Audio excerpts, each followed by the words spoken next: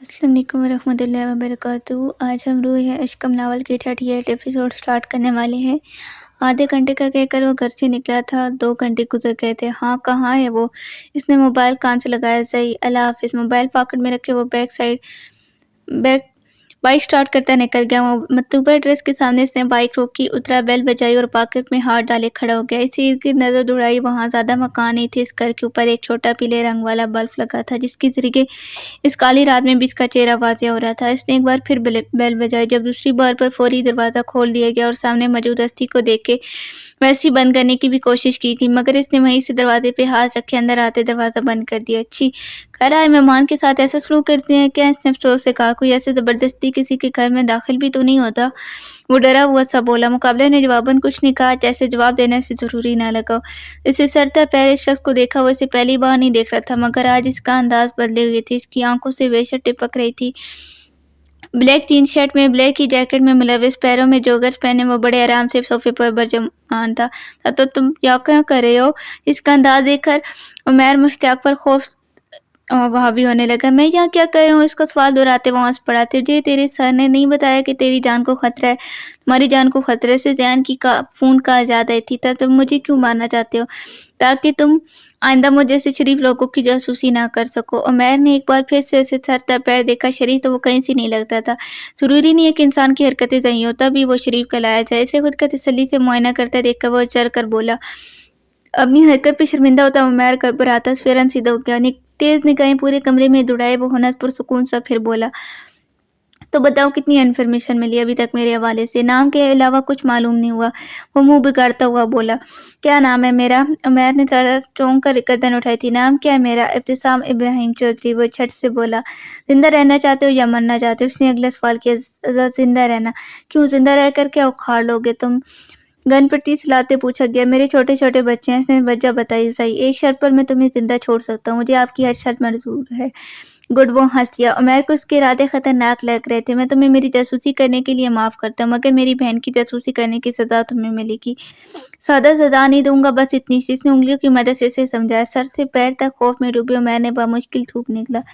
एक पेन और पेपर लेकर आओ। वो दोनों चीज़ें ले आया। यहाँ बैठो। उमैर इसके पास बैठ के लिखो। इसने पेन को पेपर पर रखा। नाम? उमैर ने नाम लिखा। इब्तिसाम इब्राहिम चौधरी। इससे नाम लिख दिया। पता? इस्लामाबाद। उम्र 24 साल। पेशा सीरियल किलर। इब्तदाई वक्त और जगह लाहौर।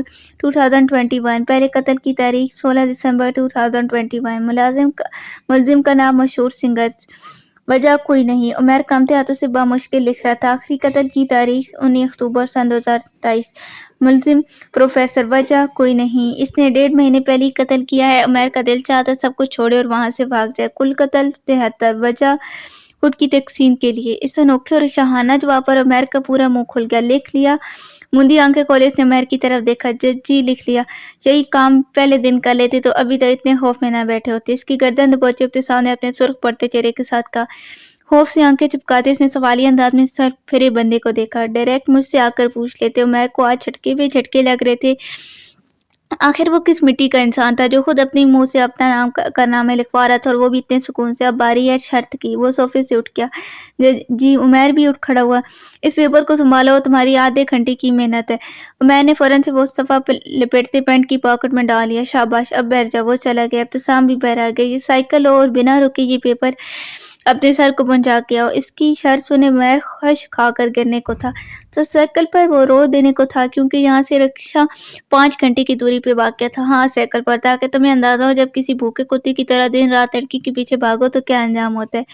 वो दबे दबे लहजे में घर आया। इब्तिसाम के इस जवाब के बाद शाद रहे कोई बेईमानी मत करना, क्योंकि मुझे बेईमान लोग नहीं पसंद। इसी सख्त त्यौहार में बावर करवाया। मेरा बंदा सारे रास्ते तुम पे नजर रखेगा। और आखिरी बात, ये पेपर आज की डेट में तुम्हारे सर तक पहुंच जाना चाहिए। अब जाओ। अपने सारे हुक्म सुनाता वो बाइक पर सवार हो गया। उमैर साइकिल पर सवार होता अल्लाह का नाम लेते चल पड़ा। इसके निकलती इब्तिसाम बाइक वहीं खड़ी किए पैदल ही चल दिया था। 1 घंटे से ज़्यादा हो गया और ये लड़का अभी तक वापस नहीं आया। बैर की तरफ देखती बीजान गुजर परेशान नजर आ रही थी।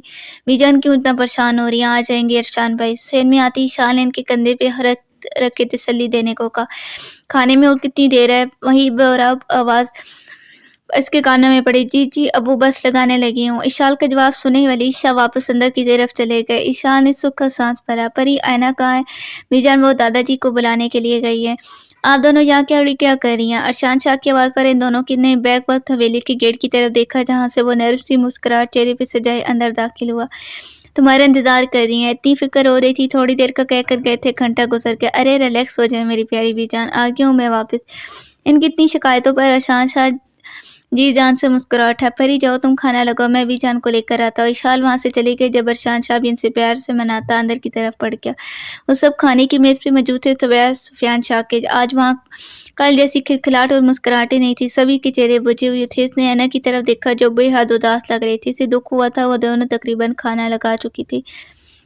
جب ارشان نے اینا کو پکارا، اینا بچے سفیان کو کھانا دے آؤ۔ جی بھائی، مختصر سا جواب دیتے وہ اس کے لیے کھانا نکالنے لگی۔ اپنے لیے کھانا نکالو اور سفیان کے ساتھ ہی کھا لینا بچے، اب کی بار بھی جان بولی تھی۔ لمحے کو اینا کی حرکت کرتے ہاتھ رکے تھے، ذرا سا سر کو خم دیتی وہ اپنے لیے بھی کھانا نکالنے لگی۔ ڈاکٹر کے جانے کے بعد تقریباً سبھی آ کر اس کا حال چال پوچھ چکے تھے سوائے اس کے۔ سر تکیے پہ رکھے نظریں چھت پہ ٹکائے وہ مسلسل اسی کو سوچ رہا تھا۔ حویلی سے جانے سے پہلے اینا کی کہی ہر ایک بات اس کے دماغ میں واضح گردش کر رہی تھی۔ وہ اسے چکانا نہیں چاہتا تھا، مگر وہ لڑکی اس وقت اپنی بے بسی اور محبت کی خاطر اس کے سامنے جھک گئی تھی، اسے اپنی محبت کی بھیک تک مانگ چکی تھی۔ وہ دکھی تھا، غصے میں وہ سب کچھ زیادہ بول گیا تھا، مگر اینا کا شدید ریئیکشن سفیان شاہ کے لیے بہت شدید تھا۔ وہ اس سے دیوانہ وار محبت کرتی تھی، اس بات کی خبر تو کبھی سفیان شاہ کو ہوئی نہیں تھی، ہوتی بھی کیسے؟ وہ ہمیشہ اپنی دنیا میں جو مگن رہتا تھا، وہ دنیا جو صرف اس کی بنائی ہوئی تھی، جس میں اس کی انوشی اس کے پاس تھی۔ کھانے کی ٹرے لیے اینا سپیٹ چہرہ لیے چہرے کے ساتھ کمرے میں داخل ہوئی۔ خود کو کئی تسلیاں دے کر اس نے کمرے میں قدم رکھا تھا، اسے ہر حال میں خود کو مضبوط رکھنا تھا، رونا نہیں تھا۔ اچانک کاٹ پر سفیان نے ہلکی سی گردن موڑی جہاں اینا سرخ چہرہ لیے کھانے کی ٹرے پکڑے اندر آئی تھی۔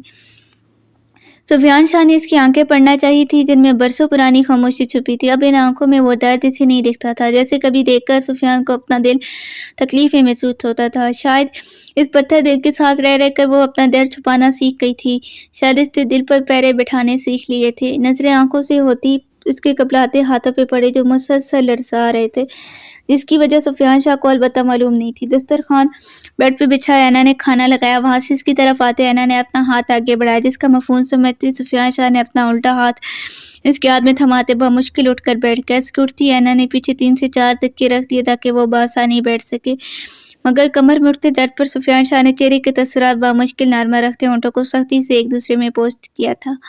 آپ کو تکلیف ہو رہی ہے؟ اینا نے پھیکی پلکوں سے پوچھا۔ نہیں، اس نے فوراً سے سر نفی میں ہلا دیا، ڈر تھا کہیں وہ پھر سے نہ رونے بیٹھ جاتی۔ سفیان شاہ ذرا سا ٹیک لگائے بیٹھ گیا۔ اینا اس کے سامنے بیٹھی کھانا نکالنے لگی۔ کھانا پلیٹ میں نکالتے اینا نے نوالا بنایا اور اس کی طرف بڑھایا۔ آپ کے سیدھے بازو میں چوٹ، وہ ابھی بول رہی تھی جب سفیان نے ذرا سا سر آگے کرتے اس کے ہاتھ نوالا کھا لیا۔ جانتا ہوں تم سب یہ میری فکر میں کر رہی ہو، سفیان نے ذرا سا مسکراتے کہا، مگر اسے کیا خبر تھی اینا اس کی بات کا رخ کس جانے موڑ دے گی۔ اینا کا جھکا سر مزید جھک گیا، آنسو جو اس کی حالت دیکھتے پلکوں کی باڑ پر بمشکل رکے تھے سفیان شاہ کے جملے پر ٹپ ٹپ کرتے آنکھوں سے بہنے لگے، مگر اس نے اپنے ضبط کو ٹوٹنے نہیں دیا اور اگلا نوالا بنایا۔ آپ کو کیا خبر شاہ، میں یہ فکر میں نہیں محبت میں بھی کرتی ہوں۔ دل میں سوچتے اینا کے آنسوں میں روانی آئے تھے، وہ نہ سر اتنا جھکا کر بیٹھی تھی کہ سفیان اس کا چہرہ دیکھنے سے قاصر تھا۔ وہ نوالا بناتی، ہاتھ آگے کرتی اور سفیان چپ چاپ کھا لیتا۔ مزید 5 سے 10 منٹ ایسے ہی چلتا رہا۔ جب اینا نے نوالے بنانے آگے کو تو کیا، مگر سفیان شاہ نے اسے کھایا نہیں۔ اینا نے ذرا سی نظریں اٹھائے سفیان شاہ کی طرف دیکھا جو آنکھوں میں ڈھیروں خوف کے لیے اسی گھو رہا تھا۔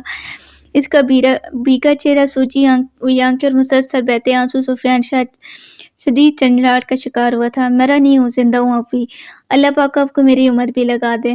اس کے ہونٹوں پہ ذرا دوری سے ہی ہاتھ دھرے اینا نے روتے کہا، رونا بند کرو ورنہ یہ کھانا اٹھا کر لے جاؤ، مجھ سے آپ کی تکلیف دیکھی نہیں جا رہی۔ شاہ سو کرتی اس نے اپنے رونے کی وجہ بتائی تو شاہ کا دل چاہ اپنا سر پیٹ لے وہ مزید پرم ہوتا۔ اینا نے آنسو پہ بند باندھ لیا، مجھے کوئی تکلیف نہیں ہے، میں تمہیں کیسے سمجھاؤں؟ اس نے پھر سے نوالا بناتے دیکھ کر اس نے کہا، تم اتنی دعائیں کرتی ہو میرے لیے، بھلا مجھ تک کوئی تکلیف کیسے آ سکتی ہے؟ اس کے ہاتھ سے نوالا لیتے سفیان پھیکا سا مسکرایا۔ نہ کرتے بھی اسے منانا پڑتا تھا، وہ لڑکی پوری کی پوری اس کے عشق میں پاگل تھی۔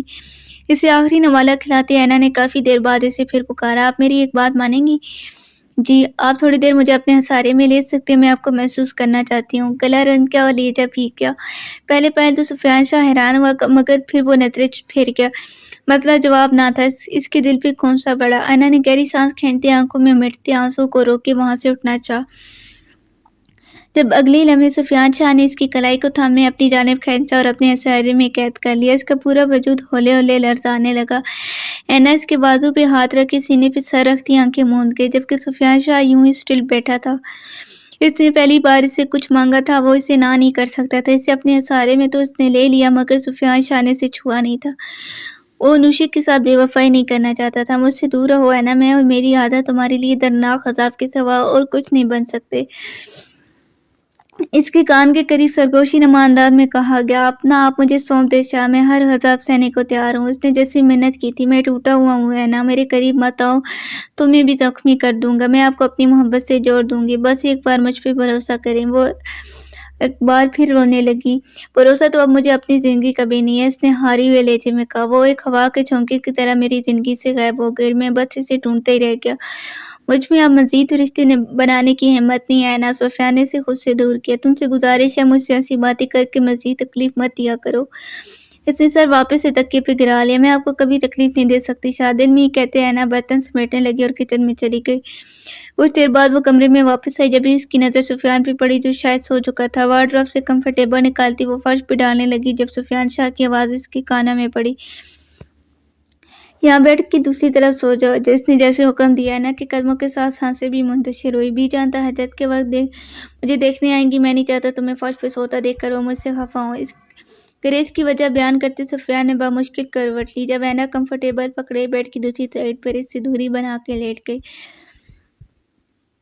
بے مقصد وہ ان سڑکوں پہ گھوم رہا تھا، یہ بھی خبر نہیں تھی کہ گھر اس کی ماں اور بہن اس کا انتظار کر رہی ہیں، مگر دل میں بڑھتی وحشت تھی جو اسے کہیں سکون سے نہیں رہنے دے رہی تھی۔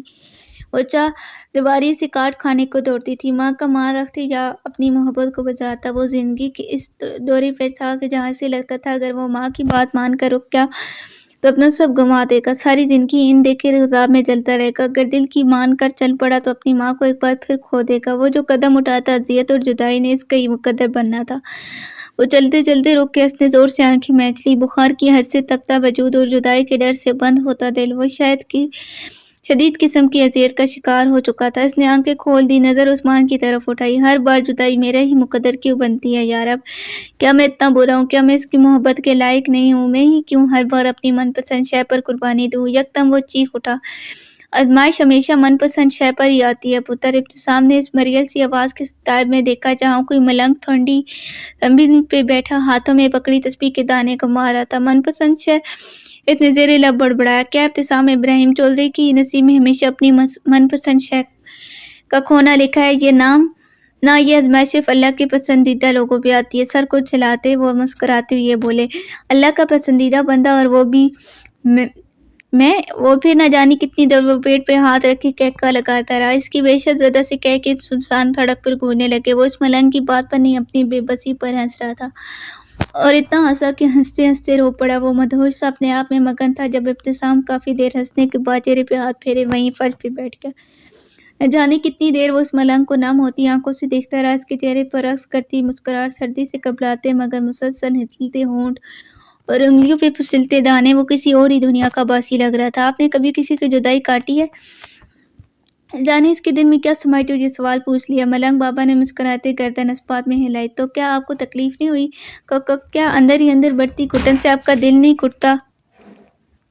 لوگوں سے وحشت محسوس نہیں ہوتی؟ ہجوم سے ڈر نہیں لگتا؟ کیا آپ کا دل نہیں چاہتا کہ آپ چیخ چیخ کرو، اتنا چیخیں کہ دماغ کی شنیں پھٹ جائیں یا دل بند ہو جائے؟ کیا آپ کو ایسا کچھ محسوس نہیں ہوتا؟ اس کی آواز کانپنے لگی، حلق میں آنسو کا گولا اٹکا تھا۔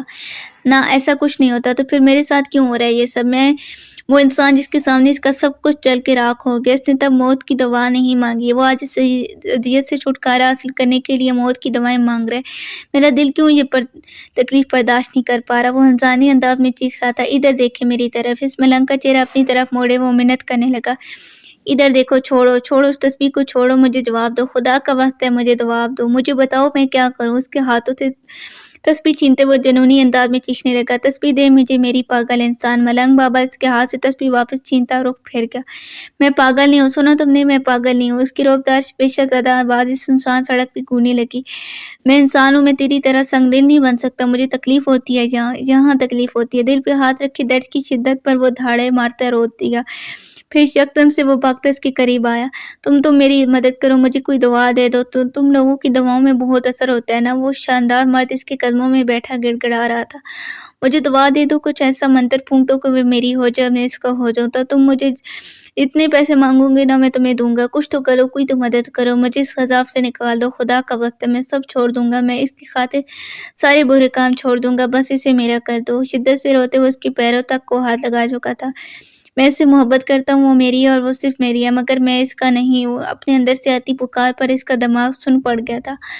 आवाज़ मांदा पड़ गई, आंसू की रफ्तार में कमी आ गई, वो वहीं ज़मीन पे लेटता चला गया।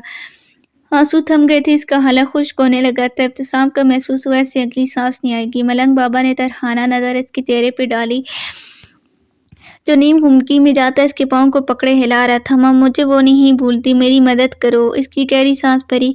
अपनी माँ का लाडला बेटा वो इब्तिसाम इब्राहिम चौधरी, वो इंशानदार मर्द जिसकी चाह कोई भी लड़की करती, आज इस आम सी लड़की के इश्क में पूरा पूरा डूबा इस सुनसान सड़क पर लावारिसों की तरह पड़ा था और वो रो रहा था, गिड़गिड़ा रहा था, एक मलंग के तरले तक डाल चुका था।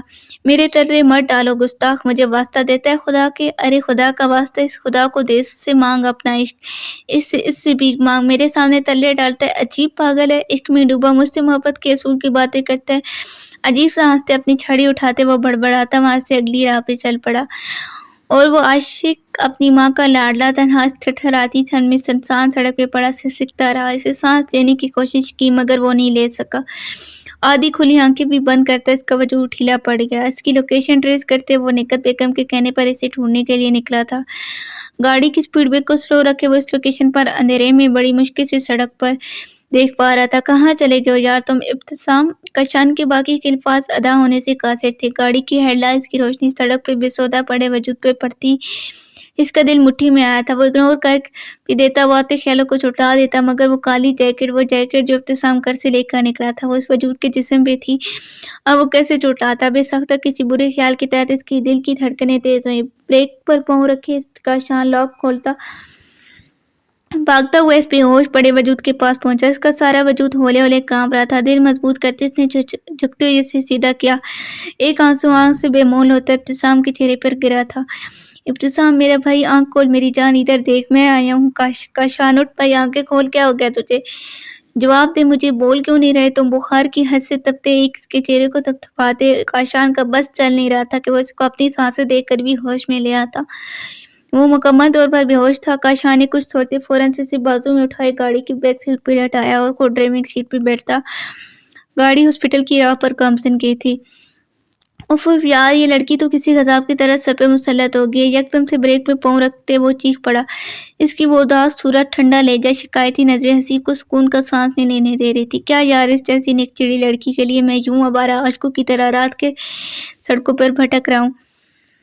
इसने खुद को जैसे डटका था, मगर समझ नहीं आ रहा मुझे क्यों बुरा लग रहा है। काना हल्दी सारी तो ध्यान की है, मुझे तो इस कमीने ने मर की तरह साफ इस्तेमाल किया है। अब मुसीबत में इसी ने डाला है तो छुटकारा भी यही दिलाएगा। बालों में हाथ फेरते इसने मोबाइल उठाया और इसे काल मिलाई। यार ज़ियान, ये कौन सी मुसीबत में फंसा गया तू मुझे? इसकी काल उठाती हसीब ने रोनी सूरत बना ली। अब कौन सा मौत का फरिश्ता उतरा है तुझ पे? एक ही है, मिस नकचड़ी, अरफा, आयशा, जुल्फ़िकार। कहीं अब की बार इसने हाथ का इस्तेमाल तो नहीं कर दिया? इसके गहरे तंज पे हसीब तमला उठा। इसकी ज़ुबान माशाल्लाह से हाथों से 2 गुना ज़्यादा तेज़ है, और हाथों की नौबत आई तो मैं चुप नहीं रहूँगा।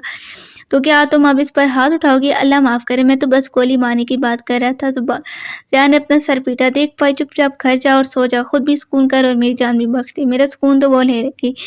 शर्म कर हसीब, तू किसी की बेटी की पैरी में ऐसी बात कर रहा है?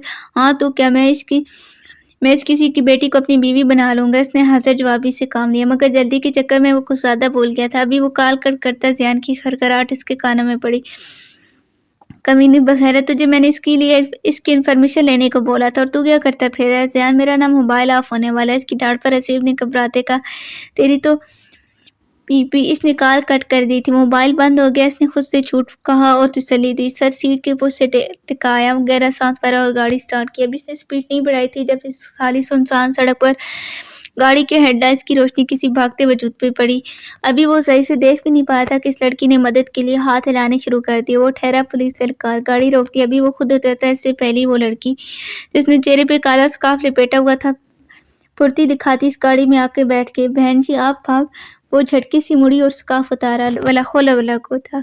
इसका वो जुमला बेसाख्ता था। जसीब ने दांतों तले तो बांध पाई। आयशा ने गुस्से से सिकोरा, रात के इस वक्त तुम क्यों पागलों की तरह भाग रही हो?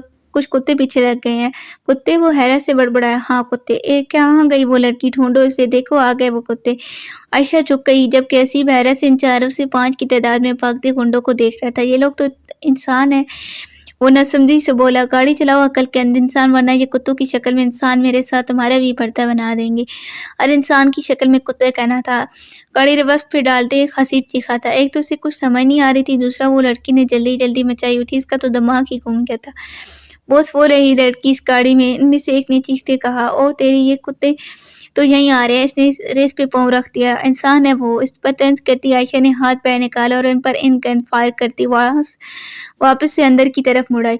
फुल स्पीड में गाड़ी चलाता हसीब बुखलाता से इसकी हरकतों को देख रहा था। अब कुछ देर तक ये कुत्ते पीछे नहीं आएंगे। इसने कुदरत तहम्मुल से कहा, क्या कह रही हो तुम? क्या अभी इन्होंने और भागना है? हाँ अभी इनकी जोगन रहती है ना, मगर वो तुम्हारा पीछा क्यों कर रहे हैं? इसने झंझलाते पूछा। इनके बॉस का सर फाड़ कर आ रही हूँ इसलिए। इसने एकदम से ब्रेक पे पाँव रख दिया। गाड़ी क्यों रोकी? गाड़ी चलाओ वरना मर जाएंगे। मौत का इतना ही डर है तो हाथों का इस्तेमाल कम करना था ना। किसी ने मुझे गंदी नजरों से देखा तो सर क्या मैं इसकी जान भी हलक से निकाल लूंगी। वो गुस्से से पंखाड़ी। अच्छा फिर खैर है। इंतहा इत्मीनान से कहते इसने गाड़ी स्टार्ट कर दी। अभी वो कुदरत इत्मीनान से बैठी ही थी जब फिजा में धड़ाधड़ गोलियों की आवाज़ गूंजने लगी। लो आगे बढ़ती।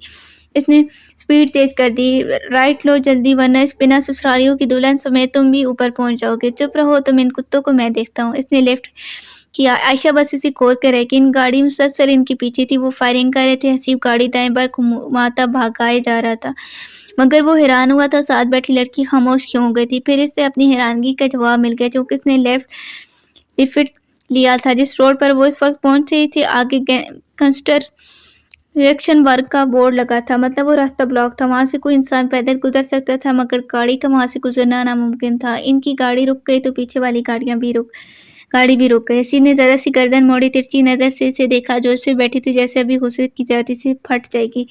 सॉरी मुझे भाड़ में जाओ, समझे तुम तन फन करती। वो गुस्से से गाड़ी का दरवाजा मारते बाहर निकल आई। बैर खतरा है यार, कहाँ जा रही है तुम? बकवास बंद करो और दफा हो जाओ। वो चीख पड़ी, तमीज से बात करो लड़की। लड़की को हमारे हवाले कर दो। उसकी भर्ती को भारती भी पहुंच गए थे। चुप करो तुम कुत्ते, मैं बात कर रहा हूँ ना। अभी वो चलाया। खुंडे अपने मुंह लेकर रह गए। हाँ बताओ तुम्हें क्या मसला है? तुम्हारे साथ किस बात का रोप झाड़ती हो? तुम्हारे साथ क्या प्रॉब्लम है? जब मैंने कहा ना कि राइट लो तो लेफ्ट क्यों लिया? क्यों आए? क्योंकि मेरे दिल ने कहा। तुम्हारे दिल की ऐसी की तैसी। मेरे दिल को कुछ मत कहो, दफा हो जाओ, वरना मैं तुम्हारे इस दिल की बोटी बोटी कर दूंगी। और अभी ओ भाई निकल यहाँ से, लड़की हमारे साथ जाएगी। क्यों तू इसका मामा लगता है? वो तड़क बोला। कुत्ता ना हो तो चुप बैठ अपनी फाऊ तो क्या जेल में डाल दूंगा तुझे भी और तेरे मालिक रहमान को भी। आयशा ने हैरानगी से गर्दन उठाई। तुम्हें कैसे पता? मैंने तो तुम्हें कुछ नहीं बताया। चलो बताता हूँ। यकदम से गन निकालते इसने इनके पैरों में फायरिंग की। वो सब अपनी जगह से 5 फुट की दूरी पर उछले थे। मौके का फायदा उठाते वो आयशा का हाथ मजबूती से पकड़ते वहां से भागते निकल गया।